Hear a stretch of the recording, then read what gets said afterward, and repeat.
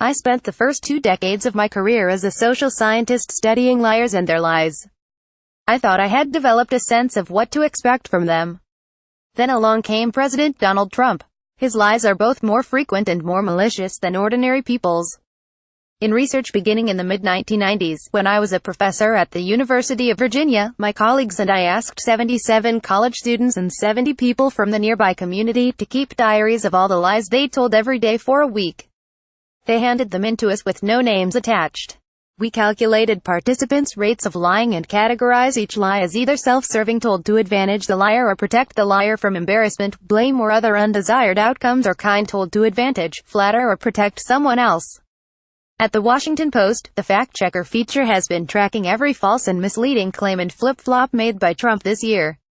The inclusion of misleading statements and flip-flops is consistent with the definition of lying my colleagues and I gave to our participants. A lie occurs anytime you intentionally try to mislead someone. In the case of Trump's claims, though, it is possible to ascertain only whether they were false or misleading, and not what the president's intentions were. I categorized the most recent 400 lies that the Post had documented through mid-November in the same way my colleagues and I had categorized the lies of the participants in our study. The college students in our research told an average of 2 lies a day, and the community members told 1. A more recent study of the lies 1,000 U.S. adults told in the previous 24 hours found that people told an average of 1.65 lies per day. The authors noted that 60% of the participants said they told no lies at all, while the top 5% of liars told nearly half of all the falsehoods in the study. The most prolific liar among the students told an average of 6.6 lies a day. The biggest liar in the community sample told 4.3 lies in an average day. In Trump's first 298 days in office, however, he made 1,628 false or misleading claims or flip-flops, by the Post's tally. That's about 6 per day, far higher than the average rate in our studies. And of course, reporters have access to only a subset of Trump's false statements, the ones he makes publicly, so unless he never stretches the truth in private, his actual rate of lying is almost certainly higher. That rate has been accelerating. Starting in early October, the Post's tracking showed that Trump told a remarkable 9 lies a day, outpacing even the biggest liars in our research. But the flood of deceit isn't the most surprising finding about Trump. Both the college students and the community members in our study served their own interests with their lies more often than other people's interests. They told lies to try to advantage themselves in the workplace, the marketplace, their personal relationships, and just about every other domain of everyday life.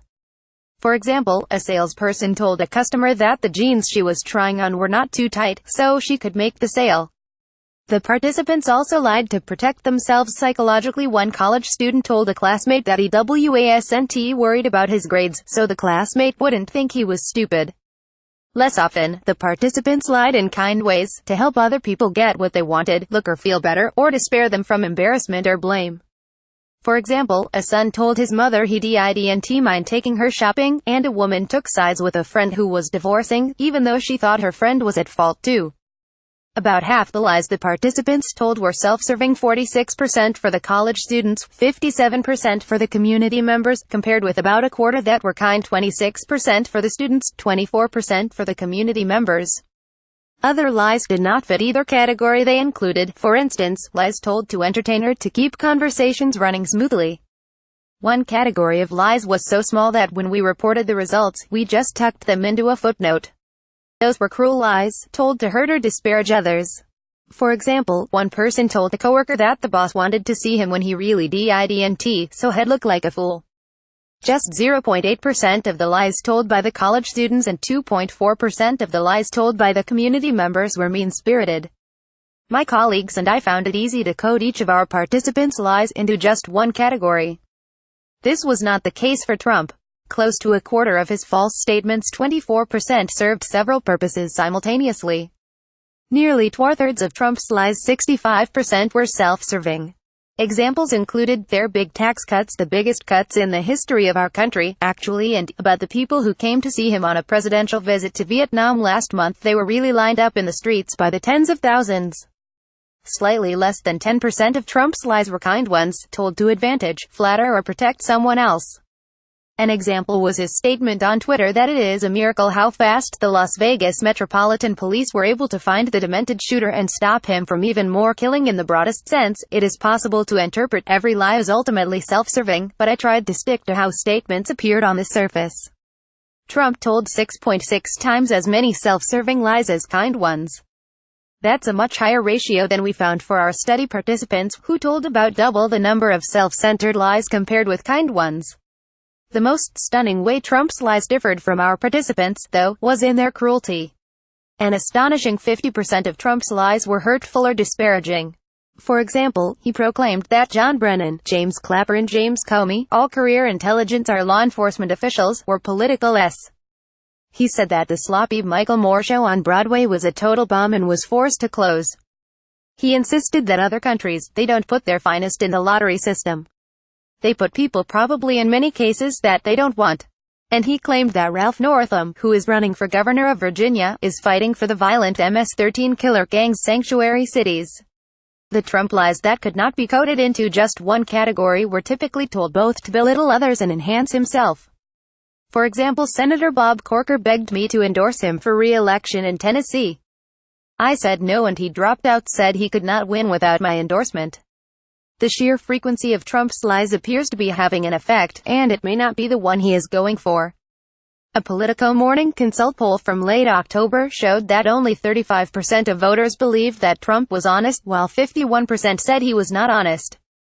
The others said they didn't know or had no opinion. Results of a Quinnipiac University poll from November were similar. 37% of voters thought Trump was honest, compared with 58% who thought he was not. For fewer than 40% of American voters to see the president as honest is truly remarkable. Most humans, most of the time, believe other people. That's our default setting. Usually, we need a reason to disbelieve. Research on the detection of deception consistently documents this truth bias. In the typical study, participants observe people making statements and are asked to indicate, each time, whether they think the person is lying or telling the truth.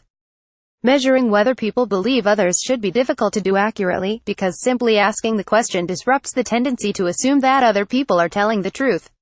It gives participants a reason to wonder. And yet, in our statistical summary of more than 200 studies, Charles F. Bond, Jr. and I found that participants still believed other people more often than they should have, 58% of the time, in studies in which only half of the statements were truthful. People are biased toward believing others, even in studies in which they are told explicitly that only half of the statements they will be judging are truths. By telling so many lies, and so many that are mean-spirited, Trump is violating some of the most fundamental norms of human social interaction and human decency.